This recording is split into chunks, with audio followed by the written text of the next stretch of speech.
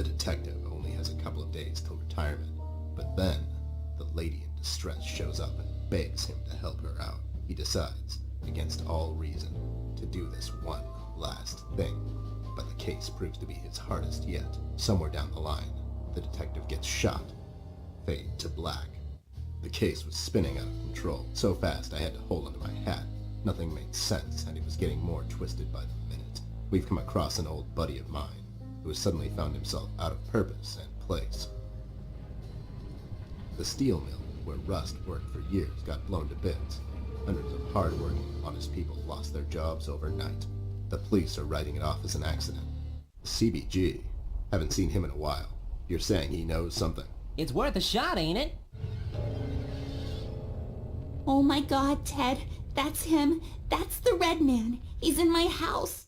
I'm afraid without the mayor's signature, no one is allowed to enter or leave the city at the moment. And it's Brian, sir. I have a strong feeling in my gut. It's all somehow connected. My retirement, the fires, and the official cover-up. What happened to Flint, the red man. It's all leading to her. I feel she is the key to all of this. The last piece of the puzzle I have to solve. Does she know more than she's led me to believe? Or have I let my suspicions get the better of me? It's hard for me to admit this. It's also downright stupid. But I've let myself trust her over the years we've worked together. And I have to trust her now. I don't know what the hell he is, but judging by the stories, he's the devil himself. I pray that he didn't have anything to do with Flint's disappearance. He won't stop until he finds her, and it seems Shark is desperate to arrange this meeting. But it seems to me, Red has his own agenda.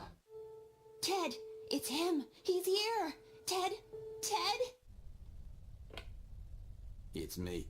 They're on the way. You can't keep us here. I need to go and look for Flint. He could be in danger.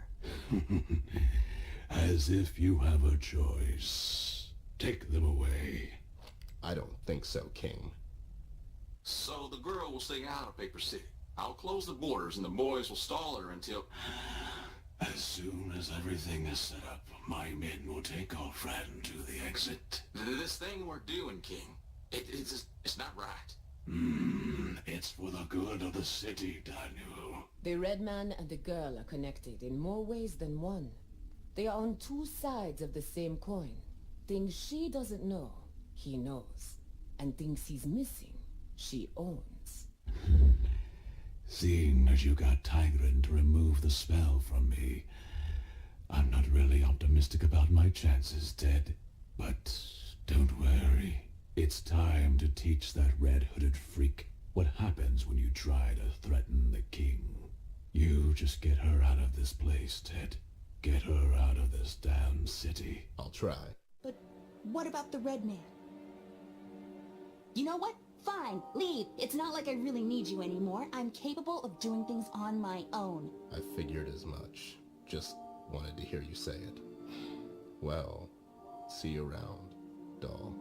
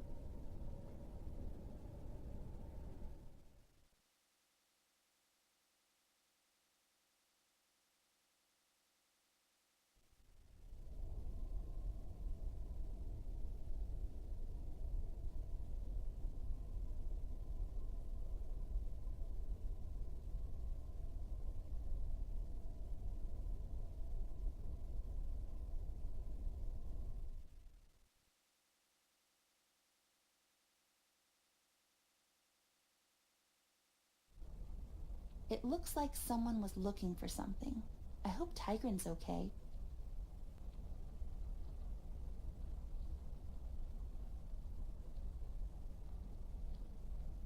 Maybe I should tell Lebowski it's here. If this room was a box inside a screen and someone would be looking inside it, the arrow would look like it's pointing southeast. I'm quirky like that.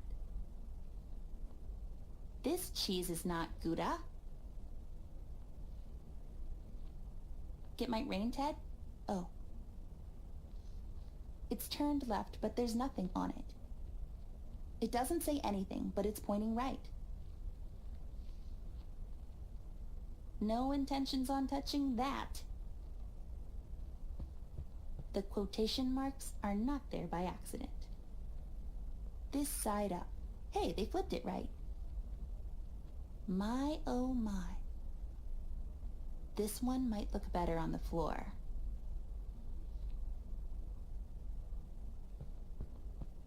Can't reach it by hand. I need something longish.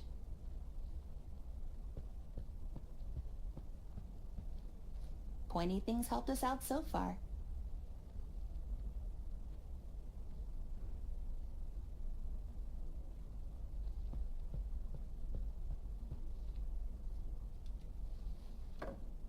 Whoops. Looks like it's pointing northeast. There's a schematic drawing on the back of the painting.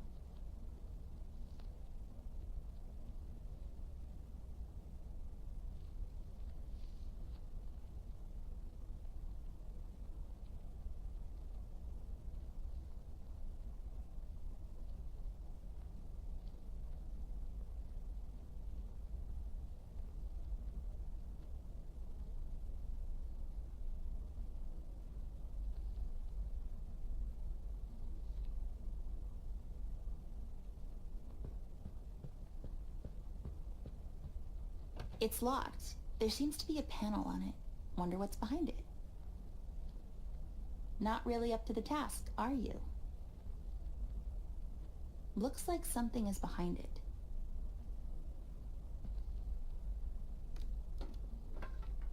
There seems to be a mechanism for the lock.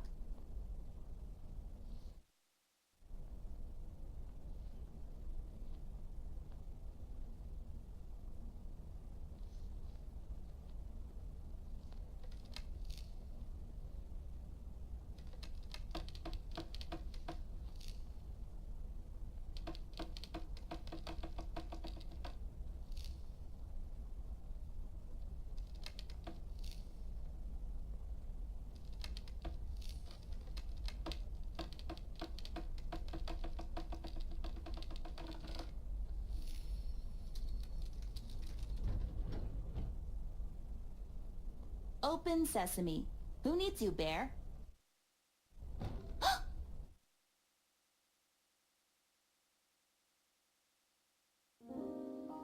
I've left her there. I did. On that creaky old pier. It was more of a suggestion than a decision. I was walking slowly, just waiting for her to turn around, to yell at me to come back. Anything. She didn't. I've come to expect that from her. She's really headstrong. Difficult. Thomas, I can see traces of you in her eyes. The same look. That same twinkle when adventure calls. But most of the time, she just marches on, to the beat of some other drummer.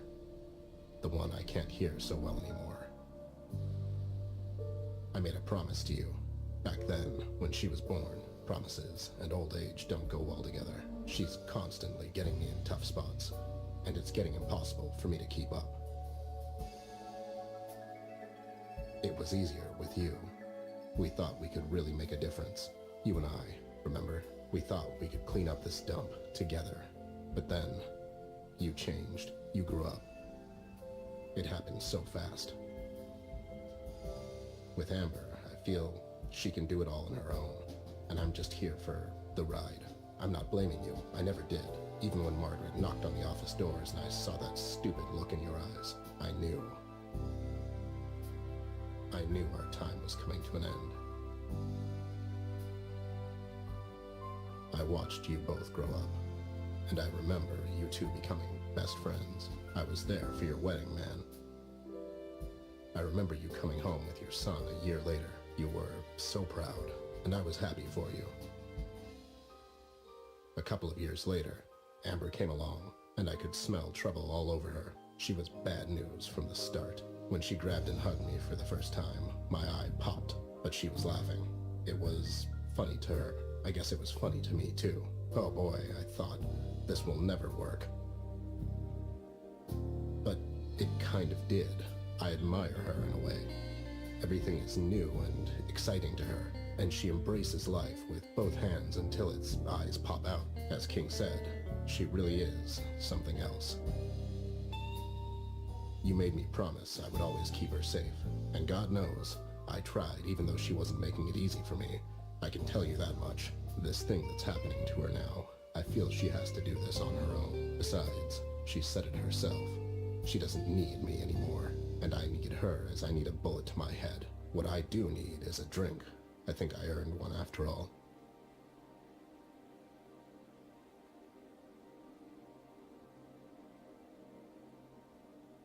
So, where are we on that drink, pal? As I already told you, I'm not running a goddamn charity here, Ted. Times is tough.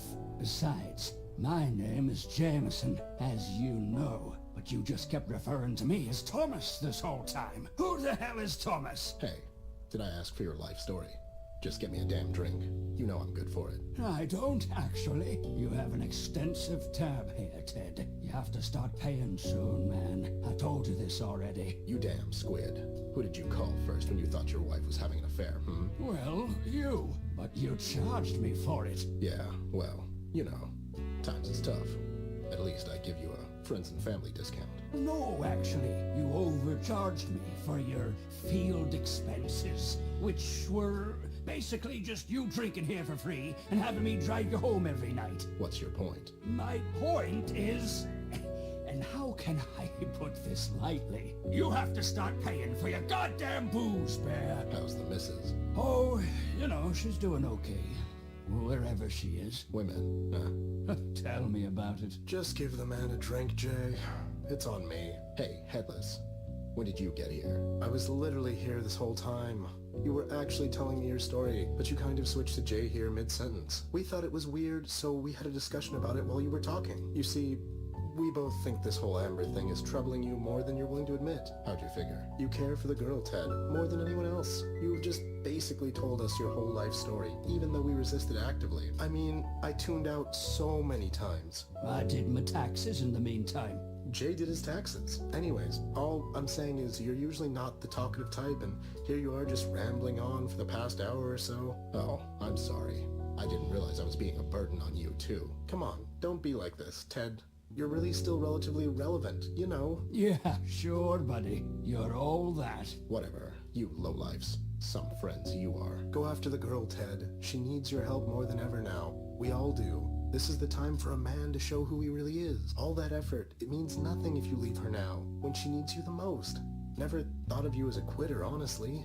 I did. He often quits on paying his tab. All right. You've made your point, goddammit. I'll get you the money by the end of the month. Sure. Now don't you go getting shot on me in the meantime. I could never do that to you, buddy. Go find her, Ted. She's probably alone and scared, and no matter what falling out you two had, I'll bet you my bottom dollar she wishes her partner is with her on this one. Yeah, I guess. What the hell am I doing anyways? Talking to a couple of village idiots instead of finishing the goddamn case. How could I leave her like that? I mean, rude. Right. I have to go and find her. She needs my help. Headless, you got this, right? Right? Sure. Put this on his tab, too. No time to talk. I have to go.